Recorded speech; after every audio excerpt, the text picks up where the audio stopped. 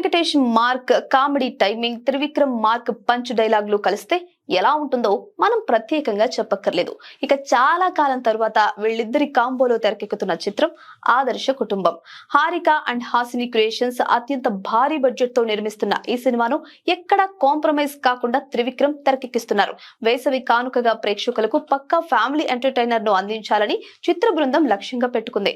గతంలో త్రివిక్రమ్ రచయితగా వెంకటేష్ సినిమాలకు పనిచేసినప్పటికీ దర్శకుడిగా వీరిద్దరి కాంబినేషన్ లో వస్తున్న మొదటి సినిమా కావడంతో అంచనాలు ఆకాశాన్ని తాకుతున్నాయి. ఇప్పటికే షూటింగ్ శరవేగంగా జరుగుతూ ఉండగా ఈ చిత్రానికి సంబంధించి ఇప్పుడు ఒక ఆసక్తికరమైన వార్త బయటకొచ్చింది. ఈ సినిమా ప్రీ క్లైమాక్స్ లో వచ్చే ఒక కామెడీ ఎపిసోడ్ సినిమా మొత్తానికి హైలైట్ గా నిలవబోతోందట.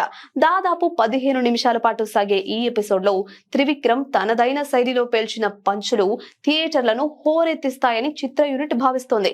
నువ్వు నాకు నచ్చావులో రైల్వే స్టేషన్ సీన్ లేదా మల్లీశ్వరిలోని కామెడీ ట్రాక్స్ తరహాలోనే ఈ ఆదర్శ కుటుంబంలో కూడా వెంకీ తన కామెడీ విశ్వరూపాన్ని చూపించబోతున్నారు. త్వరలోనే ఫస్ట్ లుక్ లేదా టీజర్ వచ్చే అవకాశం ఉంది.